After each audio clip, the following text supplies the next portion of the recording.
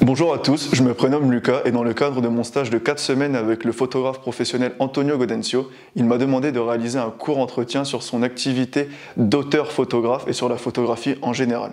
Pour ce faire, j'ai utilisé les ressources disponibles sur son site antoniogaudenciophoto.com. Je vous laisse donc découvrir cette petite FAQ.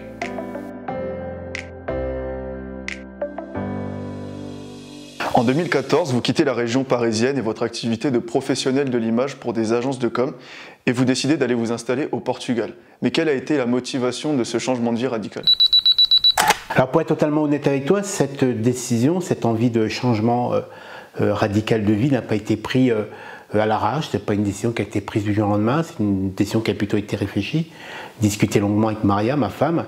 Déjà, premièrement, on était sûrs d'avoir tous les deux cette envie de changement de vie, ce qui est déjà pas mal. Ensuite, à l'époque, Maria travaillait en tant que photograveur et infographe pour un grand groupe français. Moi, j'étais responsable qualité image.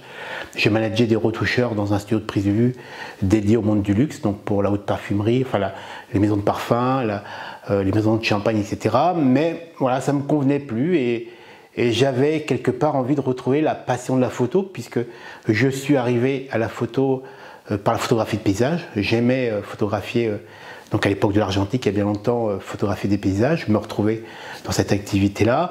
Et c'est vrai que quand on a décidé de changer de vie, mon activité principale était la retouche numérique. J'étais retoucheur numérique pour le monde, donc le monde de la communication en général, des marques, etc.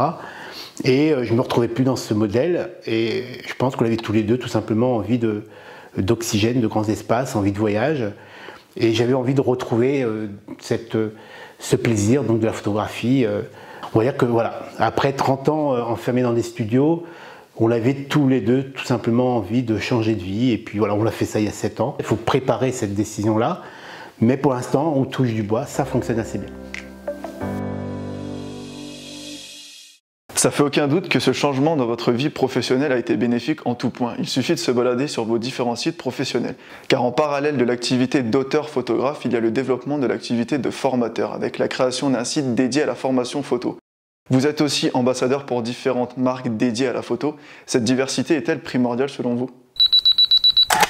Alors oui, très clairement, actuellement, vivre uniquement de la photographie, c'est très difficile. Alors, il y a certains domaines de la photographie où c'est plus simple. Pour ma part, en tant que photographe de paysage, en tant qu'auteur, photographe et reporter, vivre uniquement de la photographie, c'est quasiment impossible. C'est-à-dire qu'il y a 7 ans, quand on a changé de vie, j'ai un certain temps travaillé pour l'agence Booking.com, c'est-à-dire que j'avais des reportages, je photographiais des villes, mais ce n'était pas suffisant. Donc, il y a mon activité d'auteur photographe qui est une activité plutôt de passionné, celle à travers laquelle j'ai édité mon livre Inspiration Nature, je vends des tirages photos, expositions. Alors, ça s'autofinance, mais ce n'est pas ça qui va financer mon quotidien. Ensuite, il y a l'activité de reporter. Et donc, ces activités autour uniquement de la photographie, qui est ma vraie passion au départ, très vite n'était pas suffisant pour financer nos quotidiens. C'est-à-dire que ma femme a aussi une activité de photographe, plutôt en nature morte, mais ce n'était pas suffisant. La formation, en tout cas devenir formateur, était venu un peu naturellement parce que je me suis dit, voilà, j'étais formé par une belle école, j'ai été formé par des passionnés, j'ai acquis une certaine expérience de l'image tout au long de ma carrière de professionnel, et donc l'envie de retransmettre tout ça est venue tout naturellement, et donc j'ai développé une activité de formateur. Ensuite, j'ai eu la chance que mon travail d'auteur photographe intéresse certaines marques dédiées à la photographie, comme les papiers Canson, Calibrite, les filtres Nisi Filter, la marque d'écran de retouche BenQ et d'autres. Et c'est vrai que ces collaborations en tant qu'ambassadeur auprès de ces marques permettent aussi de soulager la partie financement matériel, ce qui est plutôt très très bien. Ça, c'est vrai que j'ai une grande chance. Donc, c'est-à-dire qu'entre mon activité de reporter, de formateur, de collaborateurs auprès de certaines marques. Et donc ça permet de trouver ce fameux équilibre et de faire en sorte qu'on arrive encore à vivre de cette passion de la photographie. En parallèle de votre activité d'auteur photographe, on ressent vraiment une envie de partager et de transmettre votre expérience en vous positionnant comme un formateur. Position renforcée avec la création du site j'adorelaphoto.com. C'est un autre aspect de la photographie qui vous plaît particulièrement ? Alors oui, pour moi, la transmission de savoir-faire, d'expérience à travers mon activité formateur est importante. C'est une philosophie, c'est un état d'esprit. J'ai eu la chance tout au long de mon parcours professionnel de rencontrer d'autres professionnels qui m'ont transmis leur savoir-faire, leur expérience. Je me suis enrichi de ce savoir-faire. J'ai développé bien sûr aussi ma propre expérience en tant que professionnel de l'image. Et je trouve tout à fait naturel de retransmettre ça à d'autres passionnés. Alors, passionnés amateurs ou professionnels, peu importe, en tout cas des passionnés qui sont en développement personnel, qui recherchent tout simplement une approche différente de la photographie, qui cherchent peut-être de l'inspiration. Et c'est pour ça que très rapidement, j'ai créé mon site www.j'adorelaphoto.com où il y a des tutos vidéos qui sont téléchargeables. Il y a les formations présentielles dans le cadre du CPF, donc finançables via le compte CPF, l'accompagnement photo. Il y a bien sûr aussi des blogs photos totalement gratuits. C'est-à-dire que cette partie dédiée à la formation photo est tout aussi passionnante pour moi que la photographie, et je trouve ça encore une fois très important. Je ne peux pas garder ce qu'on m'a transmis un jour, c'est-à-dire qu'à travers ma formation de base à l'école, ensuite toutes ces rencontres entre professionnels, toute cette transmission entre professionnels d'un savoir-faire, je ne peux pas le garder pour moi. Il est important de le retransmettre, encore une fois, dans une approche créative, car la photographie, même s'il y a de la technique, c'est avant tout une activité créative. Donc il est très important de placer la technique dans une approche créative, et c'est l'esprit c'est ce qui me motive en tant que formateur. Quelle est votre vision de la photographie professionnelle actuellement? Alors c'est pas simple de répondre à cette question, mais je dirais que pour l'instant, ma vision de la photographie professionnelle reste positive. Alors bien sûr, c'est de plus en plus dur. Je parle en tout cas des photographes professionnels, ceux qui n'ont comme seule activité, comme seul revenu la photographie. Je ne parle pas des photographes entre guillemets semi-professionnels qui ont déjà une activité principale, qui financent le quotidien et à côté ils ont développé un statut d'auto-entrepreneur, donc en seconde activité autour de la photographie. Mais disons qu'en tant que photographe professionnel, même si c'est encore difficile, c'est avant tout une activité de passionné, et quand on est prêt à faire des concessions, alors bien sûr il y a des limites à tout ça, on arrive peut-être à trouver un équilibre. Alors il faut bien sûr, encore une fois, comme je l'ai fait, développer des activités en parallèle autour de la photographie pour essayer de trouver ce fameux équilibre.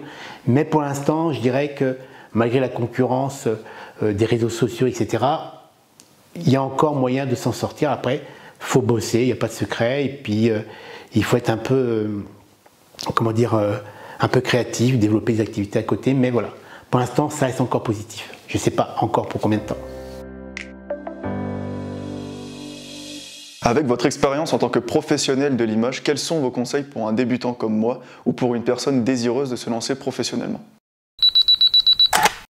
Pas simple comme question, là, je crois que tu m'en veux. Alors je dirais bosseur, passionné, créatif et savoir prendre des risques.